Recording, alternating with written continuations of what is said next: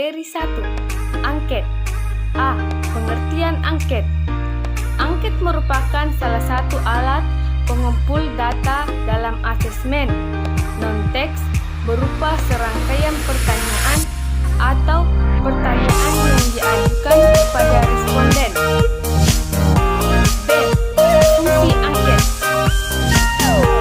Mengumpulkan informasi sebagai bahan dasar dalam rangka penyusunan program untuk menjamin validitas informasi yang diperoleh dengan metode lain. Evaluasi program BK untuk mengambil sampling sikap atau pendapat dari responden. C. Tujuan angket. Pada umumnya, tujuan pengguna angket dalam proses pembelajaran terutama adalah untuk memperoleh data mengenai latar belakang peserta didik sebagai salah satu dalam menganalisis tingkah laku dalam proses pembelajaran mereka. D. Manfaat angket. Mengali teori-teori dasar dan konsep yang telah ditentukan oleh para peneliti terdahulu, mengikuti perkembangan penelitian dalam bidang yang akan diteliti, memperoleh orientasi yang lebih luas mengenai topik-topik yang dipilih, memanfaatkan data sekunder, menghindari duplikasi penelitian. E. Jenis-jenis angket. Angket atau kuesioner terdiri dari 5 jenis, yaitu angket tertutup, angket terbuka, kombinasi angket terbuka dan angket tertutup, angket langsung, dan angket tidak langsung. F. Cara membuat angket-angket merupakan suatu cara untuk mendapatkan data dalam usaha memecahkan suatu permasalahan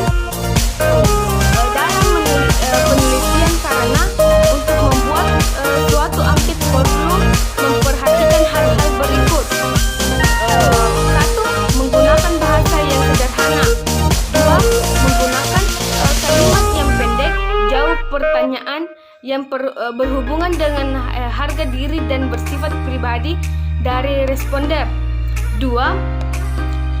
Untuk membuat sebuah angket yang valid perlu mempertimbangkan beberapa hal, antara lain pertanyaan haruslah mudah dipahami dan tidak menimbulkan tafsiran yang berbeda-beda. Pertanyaan harus berhubungan dengan topik permasalahan. Pertanyaan harus menarik sehingga responden merasa senang. Dari 2. Wawancara. Wawancara merupakan alat pengumpulan data berupa proses percakapan yang bersifat profesional. Sebaliknya, bukan percakapan yang lazim digunakan sehari-hari. Proses percakapan berusaha langsung karena dilakukan secara face to face kepada konseling serta mendukung tujuan bimbingan. Manfaat dan kekurangan wawancara. Berbagai manfaat wawancara untuk kepentingan pemahaman dari konseling diantaranya adalah mengungkapkan langsung pandangan, sikap, dan pendapat individu atau konseling, mengungkapkan struktur kognitif dan makna kehidupan individu, dan mengalokasikan informasi personal individu. Beberapa kekurangan wawancara yaitu tidak cukup efisien karena penggunaan metode membutuhkan waktu, tenaga, dan biaya yang lebih banyak. Cara mengatasi kelemahan ini dapat menggunakan pedoman wawancara dan interview yang terlatih. Wawancara juga tergantung pada kesediaan, kemampuan, dan waktu yang tepat dari interview, sehingga informasi tidak dapat diperoleh dengan teliti.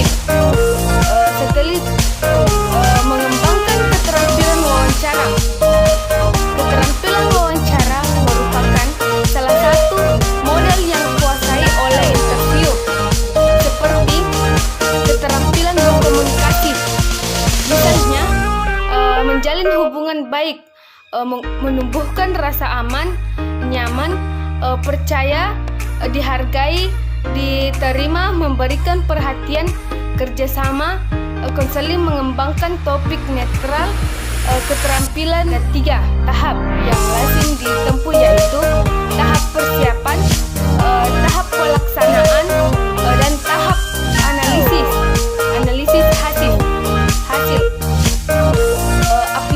Ada tiga tahap yang lazim ditempuh yaitu tahap persiapan. Tahap persiapan mencangkup langkah-langkah sebagai berikut: A. Penetapan topik, B. Penentuan variabel, C. Penentuan indikator, D. Penentuan prediktor, dan E. Penyusunan pernyataan intent. Tahap pelaksanaan mencangkup langkah-langkah berikut: A. Mempersiapkan pedoman wawancara, B. Menetapkan kapan dan di mana wawancara akan dilaksanakan, dan C. Merekap hasil wawancara. Selanjutnya, tahap analisis mencangkup langkah-langkah berikut: A. Pengoloman variabel yang akan ditabulasi, B. Penyenggorongan jawaban, C. Kesimpulan dan penginterpretasikan hasil. Aplikasi prosedur pengadministrasikan wawancara. Ada tahap persiapan, perencanaan, meliputi langkah-langkah berikut: penentuan topik yang relevan yaitu misalnya kebiasaan belajar siswa di rumah. Penentuan variabel adalah kebiasaan belajar di rumah. Tersebut diuraikan menjadi sub-sub variabel yaitu situasi rumah, fasilitas pendukung. Penentuan indikator, langkah ini mengembangkan sub-sub variabel menjadi indikator perilaku. Yang selanjutnya, tahap pelaksanaan. Pada tahap pelaksanaan ini, terlebih dahulu pewawancara menyiapkan pedoman wawancaranya yang akan digunakan. Kemudian pewawancara membuat kontrak dengan konseling atau siswa untuk menentukan waktu dan tempat diadakan wawancara. Materi 3. Observasi. Pengertian observasi adalah sebuah pengamatan atau aktivitas yang dilakukan untuk mengetahui sesuatu dari sebuah fenomena yang didasari pada pengetahuan dan gagasan yang bertujuan untuk memperoleh informasi terkait dengan suatu fenomena atau peristiwa yang sudah atau sedang terjadi di lingkungan. Proses dalam mendapatkan informasi tadi haruslah objektif, nyata, serta dapat bertanggung jawab. Tujuan observasi yaitu mengembangkan segala sesuatu yang berhubungan dengan objektif penelitian, mengambil kesimpulan yang disusun menjadi sebuah laporan yang relevan dan dapat bermanfaat sebagai sebuah bahan pembelajaran atau studi. Jenis-jenis observasi dilihat dari keterlibatan subjek terhadap objektif yang sedang diobservasikan. Observasi bisa dibedakan menjadi dua bentuk, yaitu observasi partisipan, observasi non-partisipan. Materi 4. Sosiometri. Pengertian sosiometri adalah metode untuk menelusuri vektor energi dari hubungan interpersonal dalam grup serta mengembangkan pola dan cara bagaimana individu dengan individu lainnya. Ketiga,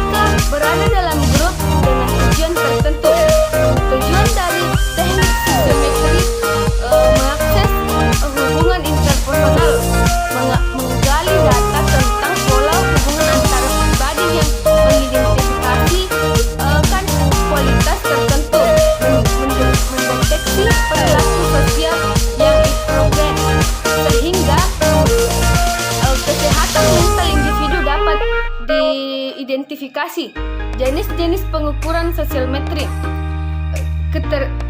Kriteria khusus yaitu mengukur sikap dan perasaan terhadap anggota lain dalam kelompok dalam situasi tertentu.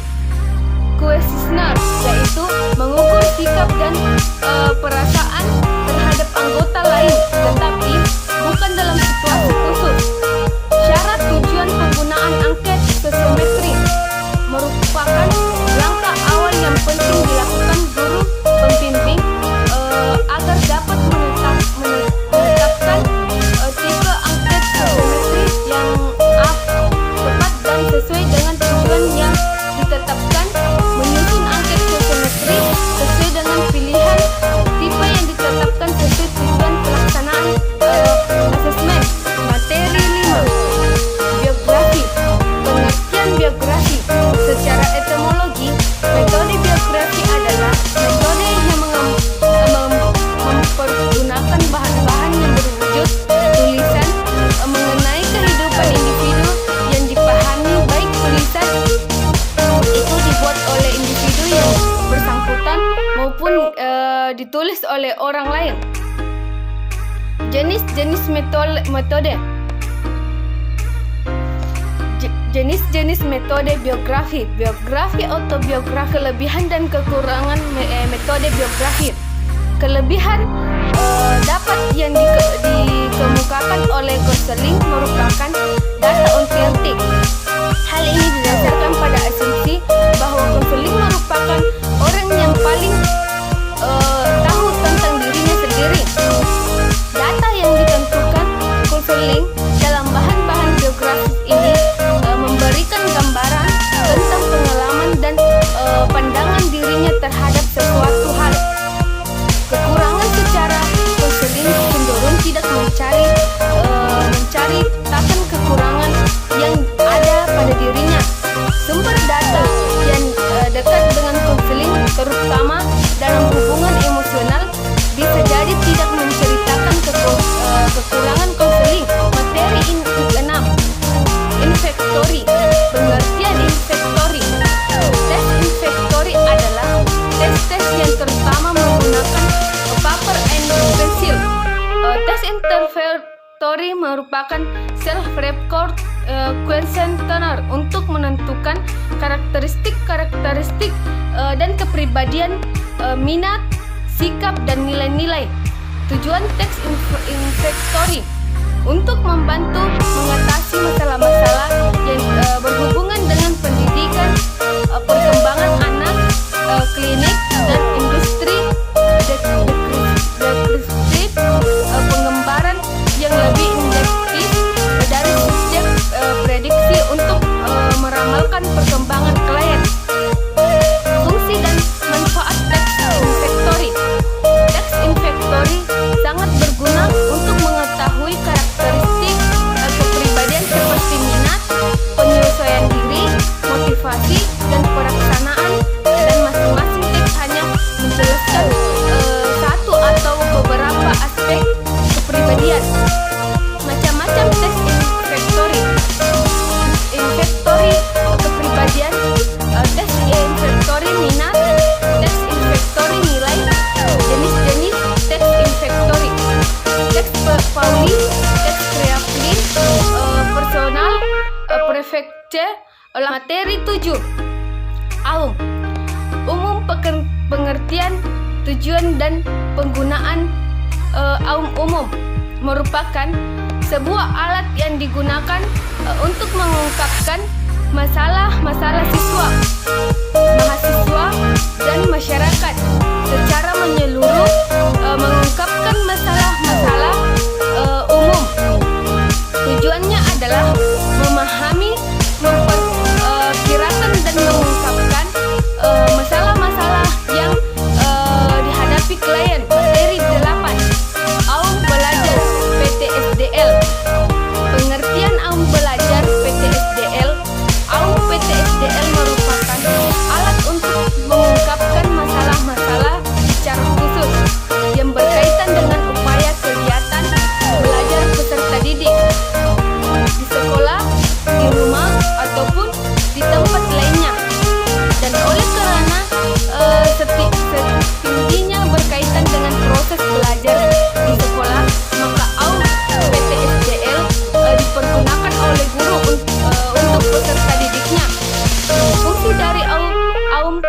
PTSDL membantu guru BK dan atau konselor dalam menentukan layanan bimbingan dan konseling, mengidentifikasi masalah yang berhubungan dengan belajar peserta didik, membantu peserta yang bermasalah dalam menyelesaikan masalah belajarnya.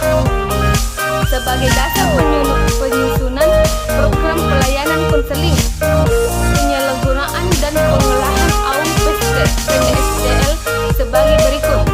1. Persiapan lembaran jawaban AUM PTSDL yang akan diolah perangkat komputer dan printer yang sudah diinstal, program analisis AUM PTSDL serta alat tulis, memasukkan data baru dengan cara langsung, yakni mengutip data dari lembaran jawaban siswa tiap butir satu persatu. Setelah data masuk dengan nama file tertentu, data dapat diolah, ditampilkan, dan dapat dicetak dalam bentuk daftar atau grafik lengkap dengan analisisnya. Menafsirkan hasil pengolahan data yang dilakukan komputer. Penafsiran hasil analisis AUM PTSDL akan diketahui skor mutu kegiatan belajar, sekaligus akan diketahui pula masalah-masalah belajar yang dialami siswa. Yang selanjutnya akan digunakan sebagai dasar pemberian layanan konseling, peran dan fungsi konselor. 1. Perencanaan, yaitu mulai dari penetapan tujuan pelaksanaan asesmen, menetapkan peserta didik sebagai sasaran asesmen, menyediakan buku dan lembar jawaban AUM PTSDL. 2. Pelaksanaan, yaitu memberikan verbal setting atau menjelaskan tujuan, manfaat, dan kerahasiaan data, memandu peserta didik. 3. Melakukan pengelolaan data kuantitatif melalui data, menghitung hasil dengan menggunakan format yang spesifik, menetapkan peringatan peserta, membantu grafik persetan masalah belajar dan mutu belajar. 4. Implementasi. Hasil implementasi instrumentasi dalam melaksanakan konseling. 1. Peran pelaksanaan program konseling. Penetapan peserta layanan. Sebagai isi layanan